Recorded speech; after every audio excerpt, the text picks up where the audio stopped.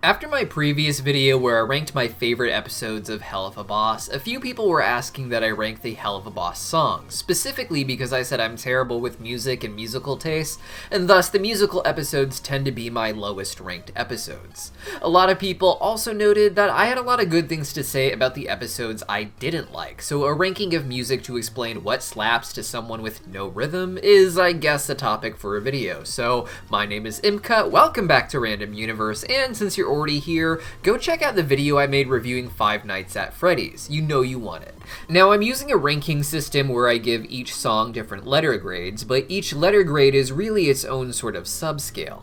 Starting at the very bottom, letter grade D stands for Don't Really Get It. Now, for me, my absolute least favorite song is the Ballad of Stryker from Season 2, Episode 4.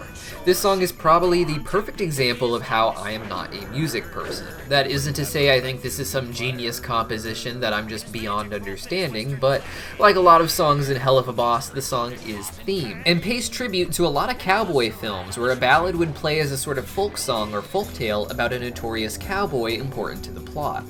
This song doesn't just play into that tradition, but really into the greater tradition of parodying that trope that is more popular today. And it does its job great, but with this essentially becoming a ranking list of what kind of song themes I like versus don't like, Western Cowboy Ballad for Stryker is definitely at the very bottom.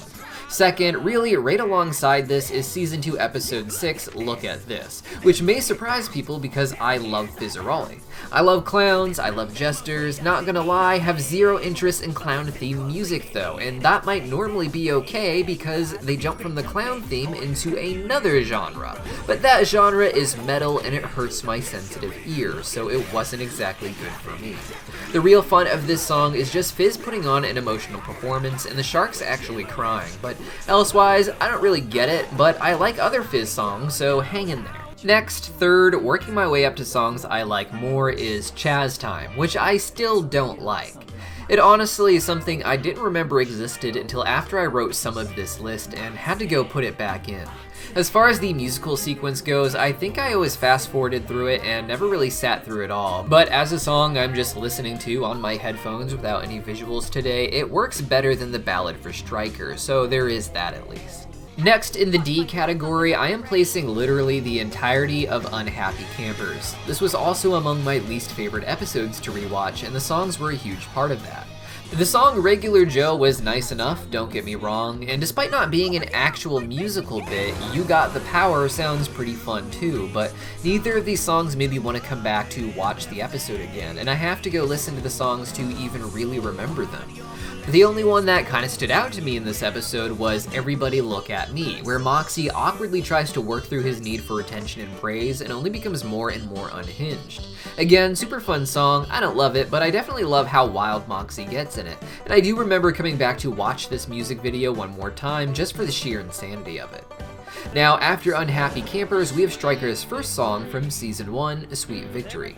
I understand that this was supposed to be a parody of SpongeBob's Sweet Victory, if I'm not mistaken, and it's actually, really well done in that it feels more serious than that song. And I'm not into The Walking Dead, but I just feel like Norman Reedus shouldn't be criticized, but if it was more like the SpongeBob song, I'd probably have it a lot higher on my list, because I can unironically listen to that for a very long time, and I just don't enjoy this song for whatever reason.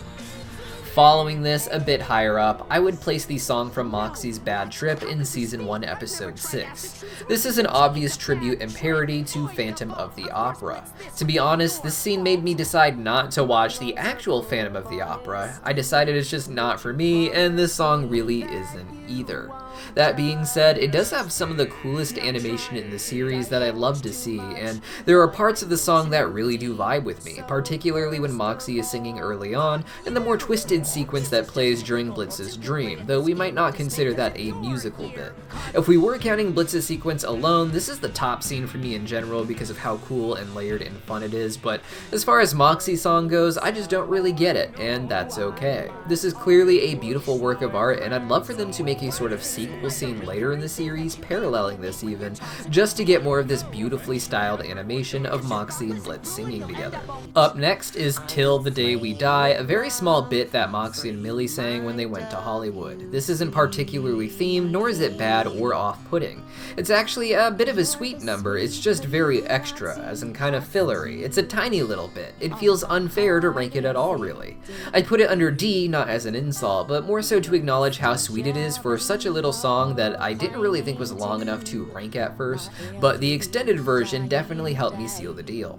The final song on the D list for me is Crooked, the big emotional music duet featuring Fizz and Ozzy. This is at the top of the list of songs I don't really understand because while I will probably never go back and listen to this song in particular again and have no idea what the lyrics are by memory, it does have some amazing vocals from the guy who plays Asmodeus. He has such a great singing voice, and he makes songs that aren't usually my thing just feel really profound still. This next category, songs I like more than the D category, is rank C, which stands for catchy. I have very little to say about the songs that I've placed here compared to those in the D category, as there's nothing I particularly dislike about them to dissect, and instead they're just really catchy jingles that I like as part of an episode, because they are fun to just goof around to, especially the teacher song in episode 1, which would be at the very bottom of this C list, but which was a very great transition from a funny, happy cartoon aesthetic down to hell where our real story was. Oh Millie in particular is a sweet song whose music video helped really just fill out the background world of Helluva Boss at a time where we didn't know much about it at all, let alone that there would be so many different rings to explore. Finally, at the top of this list is of course the Cherub song, which is almost as catchy as the IMP commercial song that we will discuss soon, and has the advantage of funny little baby angels in it. Next is category B, B standing for Boppin'. Now, for the first two of the 4 songs here, I have grouped them together because they are essentially the same to me. The first is Owl in a Cage, or Stolas' song from the Season 2 premiere, which as the first of these to get released really hit me harder emotionally, especially with the context of the episode. It's not my favorite song, but it's a beautiful piece of music, and Stolas singing here really captures the balance of emotional acting and singing he needed, and it feels like someone who is trapped in a musical, singing beautifully, but still putting more emphasis on being a real person hurting in that moment. Now, 7 episodes later, we've been given a special Helluva Boss bonus music video to advertise the next episode of Helluva Boss, and to me is very much a sequel to that first song. To people more musically inclined, they may say that they are absolutely different, but it feels almost like a reprise to me, with a much stronger focus on some of the more cool animation, really some of the best animation we've seen in the series. Ultimately, I do like Owl in a Birdcage better, but I like to imagine them as 2 pieces of the same puzzle, and am lumping them together to avoid having to really rank them against each other. The second on this list, if you combine those first two, is RoboFizz's song from his initial appearance in Season 1, Episode 2. This song served as a funny counterpart to the much more dramatic You Will Be Okay that played at the beginning of the episode, and had a fun little reference to Charlie's song from Hazbin Hotel, with RoboFizz stealing lyrics from Charlie's song and her choreography. The song is very Chuck E. Cheese, Beetlejuice, Jester Clown, Broadway, animatronic puppet show, and normally not the kind of theme I really vibe with, but it's as iconic as the show itself. It is beyond catchy, it's a legitimate bop, but not as much of a bop as my next choice, which is the IMP commercial theme from episode 1 of the show, which was made to help advertise their business within Hell.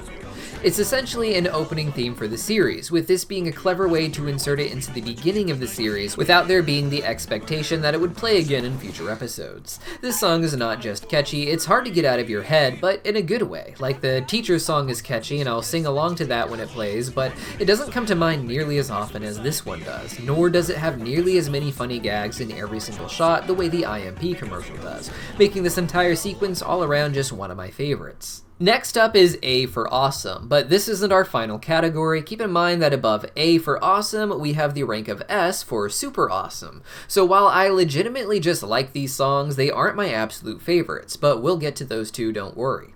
The first on this list of 3 is Beelzebub's Cotton Candy. This as a music video is absolutely amazing and was really a celebration of what the show had become since the pilot aired, with it and Hazbin's success being largely rooted in the audience that found VivziePop's channel because of a Zoophobia music video featuring Kesha's song Die Young. Having Kesha appear as Beelzebub herself with such a great club song was absolutely wild and not anywhere on my bingo card for what would happen in this once missing episode from season 1. However, as great as it is, it's not even my favorite Beelzebub song, but more on that later. After this is Vacation to Bonetown, which has been one of my favorite songs since it first aired. It seemed to be modeled somewhat off of the song that Brie Larson sings in the Scott Pilgrim movie, but that song, as good as it is, also just gets old to me really fast compared to other songs. I can listen to music for hours at a time, for days on end, for years of my life, but that song from Scott Pilgrim burns out my brain so fast, whereas Vacation to Bonetown just doesn't. The song is as hypnotic as it should be for a succubus singing it, and was a great introduction to Vraska as a whole, who I hope to hear more music from. Next, at the top of this list of awesome songs is The House of Asmodeus. This song is a big musical number that includes the whole club singing at some points, starting with Moxie, getting into Fizz and Ozzy singing, Blitz jumps in, and then Vraska lets out a very small part that I absolutely love to loop over and over again. It feels like a sudden switch to the Grease musical, with all these background characters just singing "Tell me more, tell me more." The singing voice of Asmodeus is of course a big draw for me as well, and I love this song much more than his other song from the recent Mammon's Magnificent mid-season special.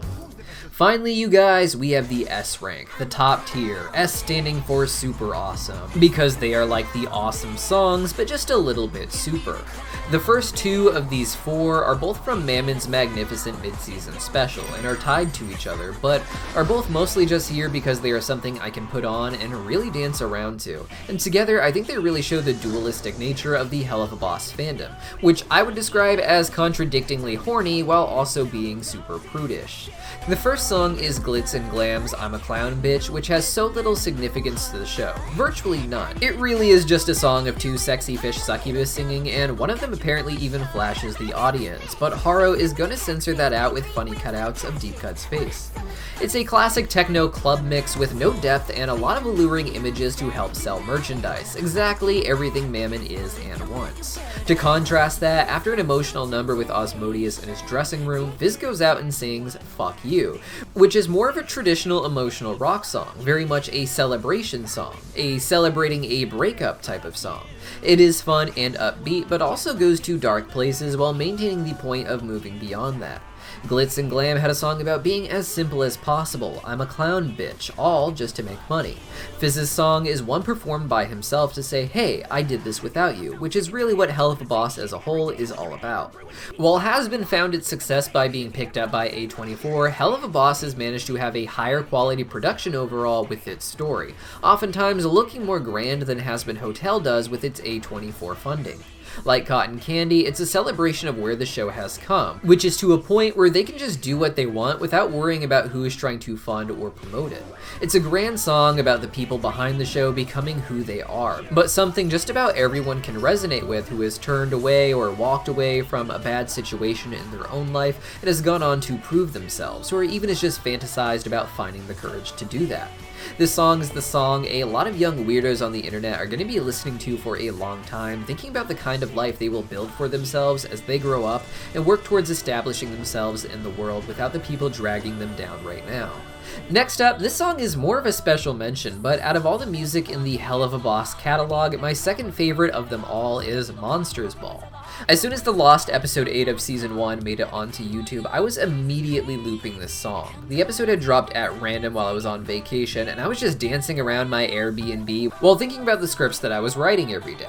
Instrumental is great, vocals version is great, but it has no animation. Cotton Candy was awesome, don't get me wrong, but man, this beat just works for me, and I really wish there was just some sort of animated sequence that went with it. Finally, my all-time favorite song is of course the first real song of the series in my opinion, with the IMP song being more of a jingle. This is of course Stolas' You Will Be Okay from Season 1 Episode 2 of Helluva Boss, the episode that really made me fall in love with the series as a whole. This song and this episode is really about the character of Stolas to me, which is two-sided. His connection to our main characters is that he's a horny owl demon, but what really resonated with me was who his character was in relation to his daughter. My father and I were not close growing up, and I didn't have him for a few years a couple times in my life. When I moved to LA, I ended up working for this awesome Hollywood psychic who just really taught me how to be an adult and how to get by in this crazy city. He became so much like a father to me that when he got sick, I spent the last year of his life helping him close down his business and just taking care of him. Stolas in the early episodes didn't remind me of him as much, but in episode 2, his scene with Octavia after my psychic mentor had passed away really just hit me hard. It reminded me about all the talks we had leading up to his death, where he kept trying to assure me that even without his guidance, I would still be okay. Stolas as a figure who examines constellations and prophecies just made the connections even stronger with this psychic, and has made him my favorite character, and really has helped make the show one of my favorites, not just this one amazing song. But what do you guys think? How do you rank the music? Let me know your thoughts in the comments down below, and if you haven't seen it yet, go check out my review of the Five Nights at Freddy's movie. I did a pretty big examination of the character Abby that I think a lot of you would enjoy. See you guys there.